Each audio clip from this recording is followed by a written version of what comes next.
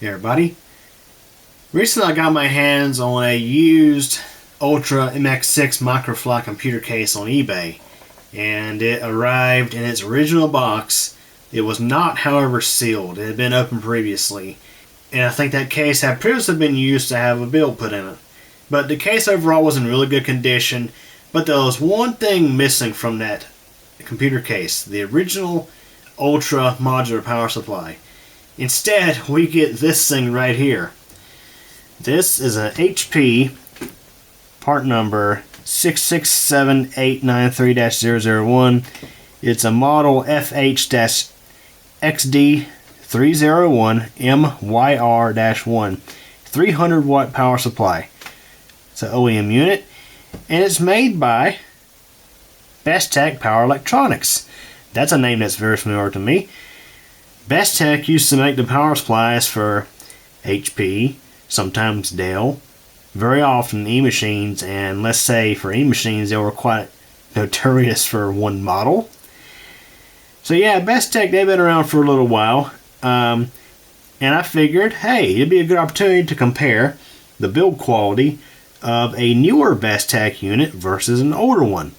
So we have, of course, this unit right here, which I don't know exactly when it was manufactured. We may have a clue once we open this up and look inside, but I'm going to safely assume maybe around 2014 to 2016, something like that.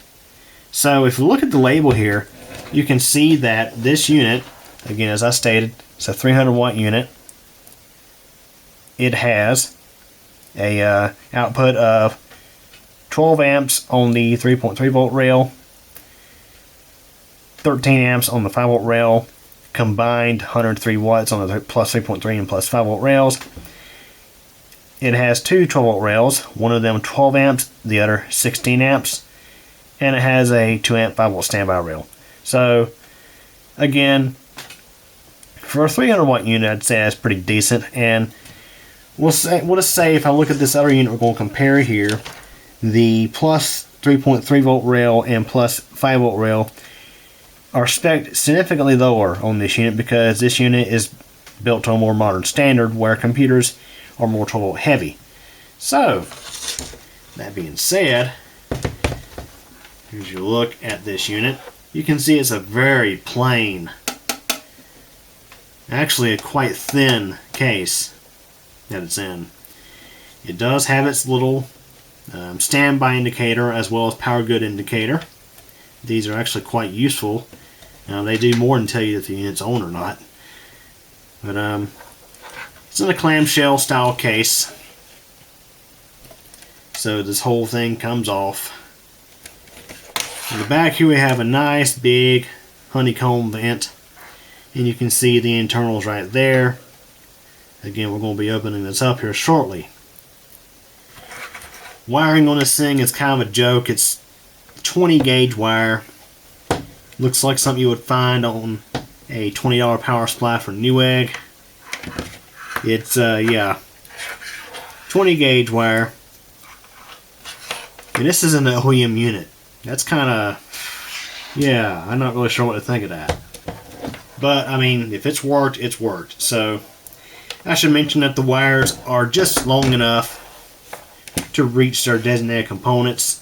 Like for example, these two SATA cables here would be for the upper optical drives, and I mean, you barely get just enough to reach that optical drive from here. I mean, this not even, probably not even 5 inches from the back of the power supply case.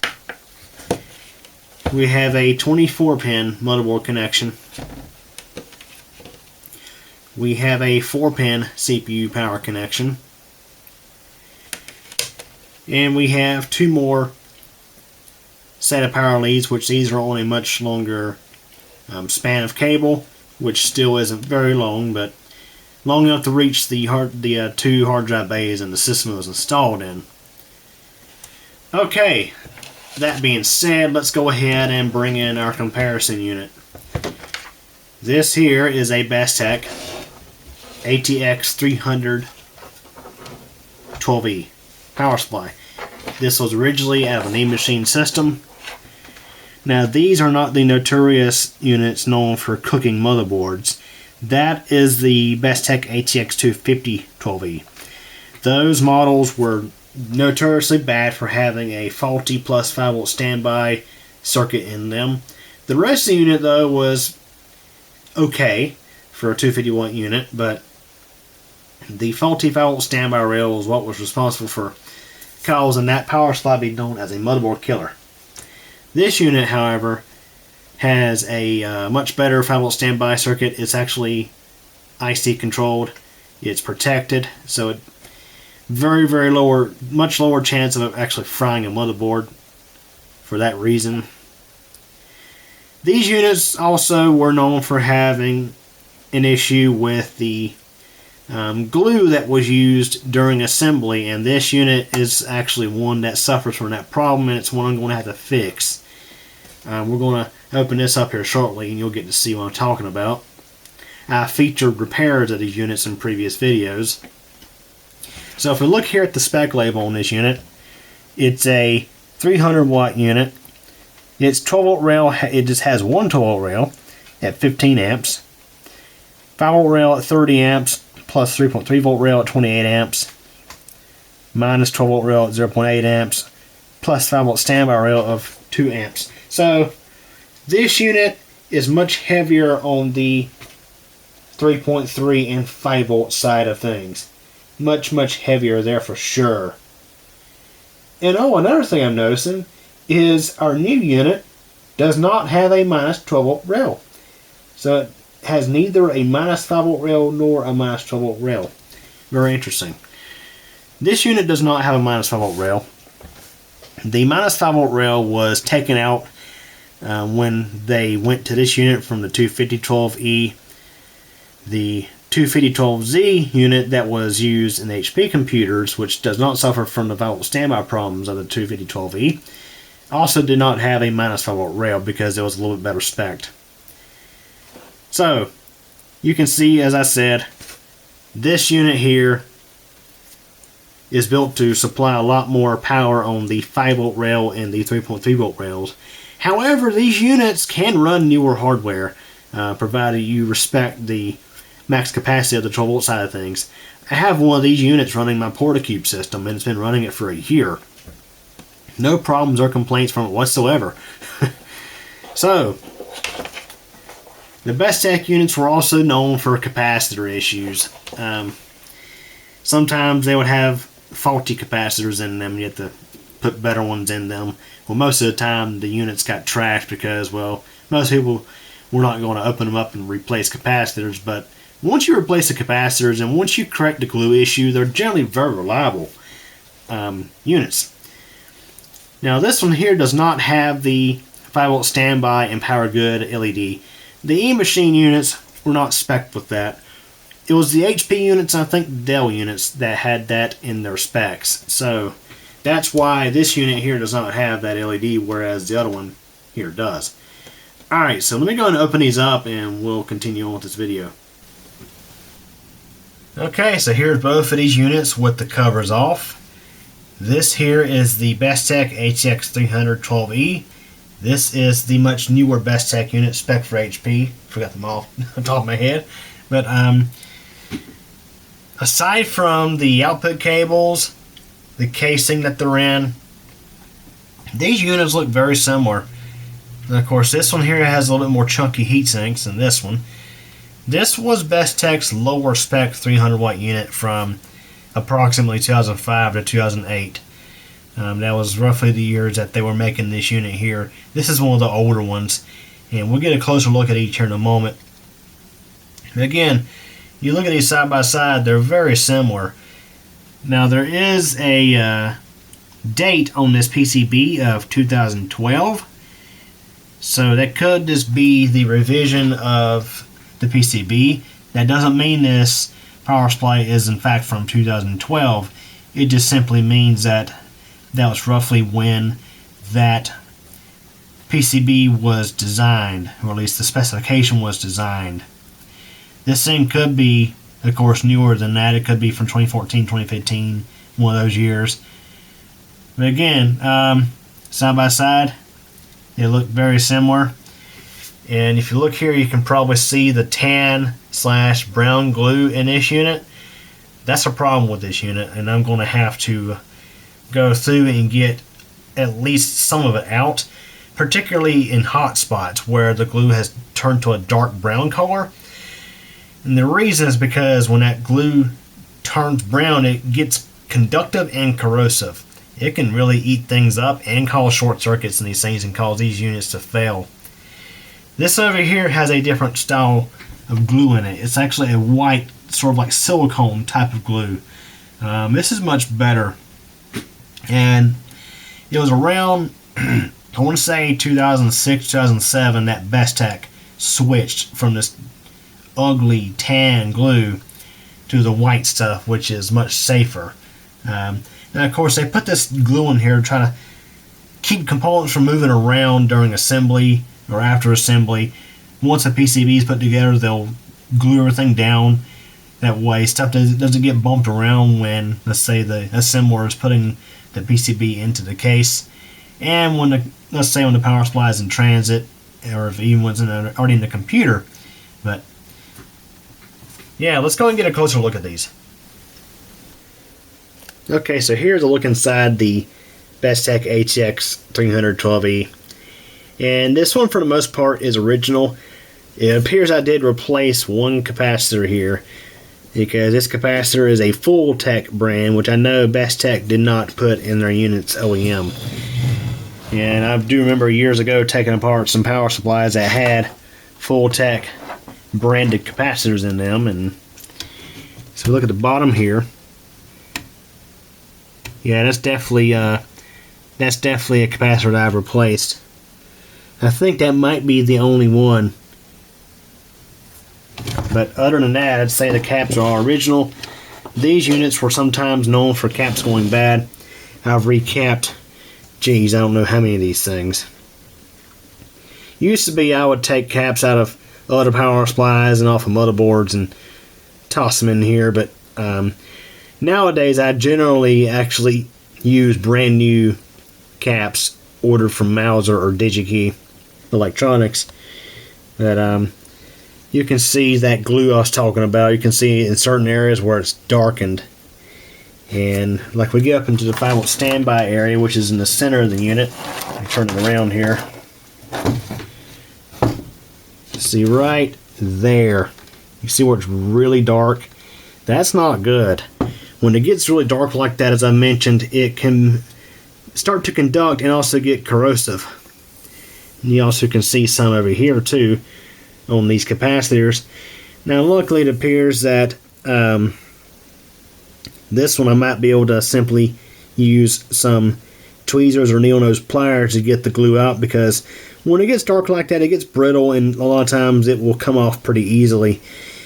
But sometimes when they really go crazy with it, I have to do some surgery. I have to, on two of these 312Es, I have had to take this transformer out to get it out of the way. That's a 5-volt standby / auxiliary transformer. Take it out to get it out of the way to get easier access to, like especially down in here, like right here is the 5-volt standby IC, or the auxiliary IC. This is what provides the power supply with its standby power when the unit's not running. It's like a power supply within a power supply. And this IC offers, of course, on top of the ability to provide power to the system, it also provides protections to that rail. We'll look here at the back side of it. And I'll do the same for, you can see here how these look very similar when looking from the rear. Transformer construction is just a tad bit different on this one, but PCBs are very similar. Caps in this unit range from, of course, that Full Tech that I put in there. They range from brands like OST to Jamicon to Chemicon. These things tend to be a Heinz 57 mixture. Oh, we also got a cap zone here, there, and there. Now, I should mention, be careful when you're working inside these power supplies. These have been unplugged for quite some time. But sometimes you do have to be careful because, I mean, they can store a charge if you're not careful. And I forgot to show you the wires on the 312E. The wires on the 312E are a mixture of 20 gauge and 18 gauge. Now, of course, the E-machine spec units, they tend to be a little bit more cheaper made. So on the E-machine units, they had 20 gauge on the CPU power connection, which is kind of ridiculous because, I mean, this is the era of, let's say, the Pentium 4 and the Pentium D. Those processors were definitely power hungry, and it'd be better to have either 16 gauge or 18 gauge on this here. But here we have a 20 pin motherboard connection, and as I said earlier, on low end systems you can actually still run a modern motherboard off of a 20 pin connection, such as, for example, my Portacube system. This power supply has four 4-pin Molex drive connections. It has one floppy disk drive connection.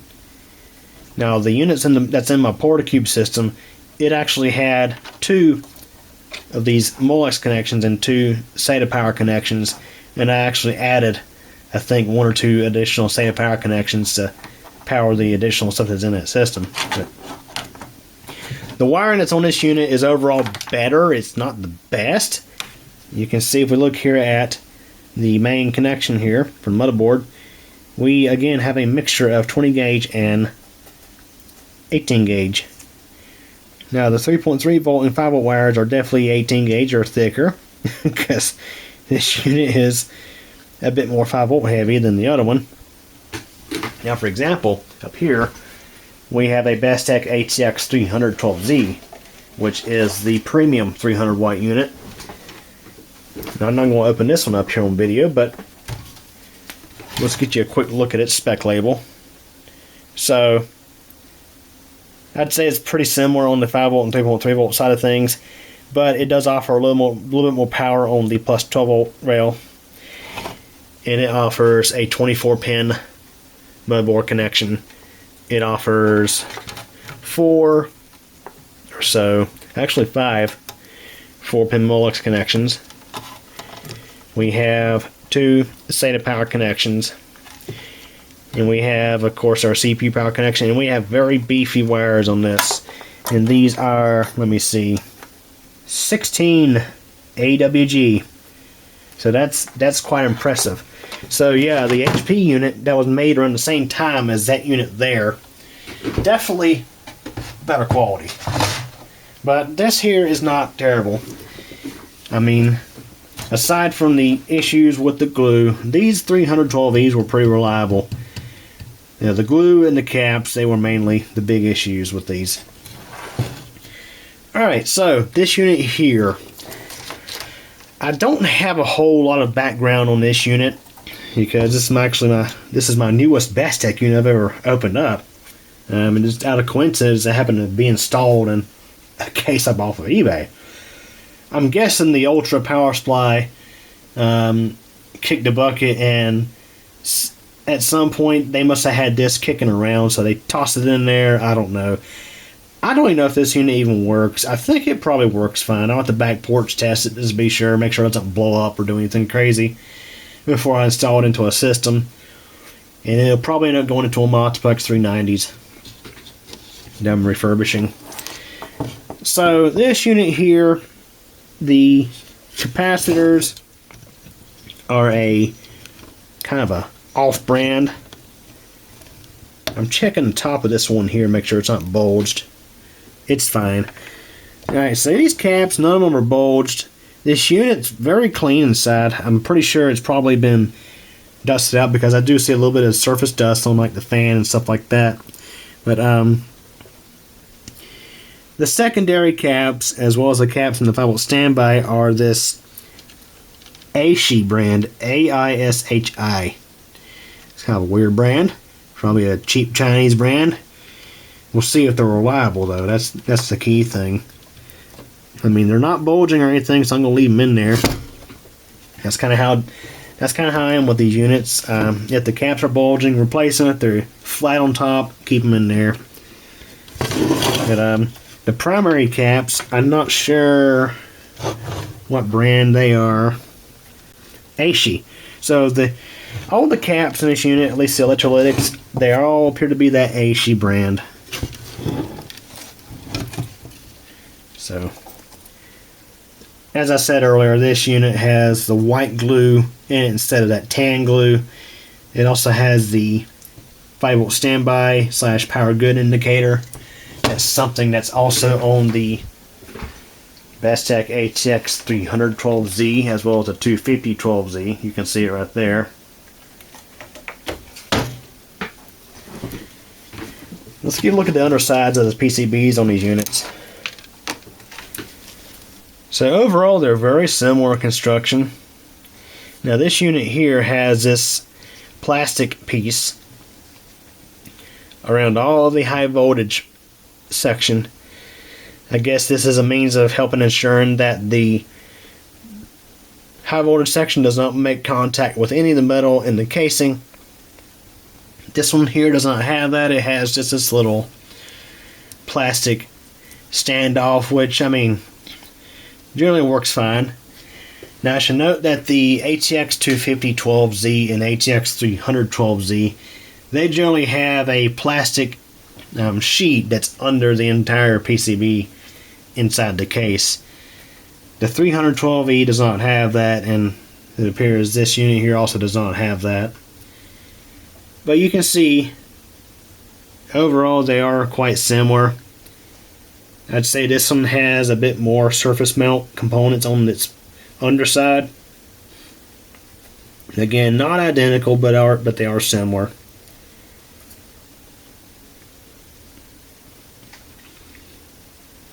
And these are both standard efficiency units or not. They don't have power factor correction or any of that good stuff. They're just very simple voltage doubler style units, as you can see here. They got the voltage selection switch right there, and so does this one. So yeah, that's a look at the changes of a Bestec power supply.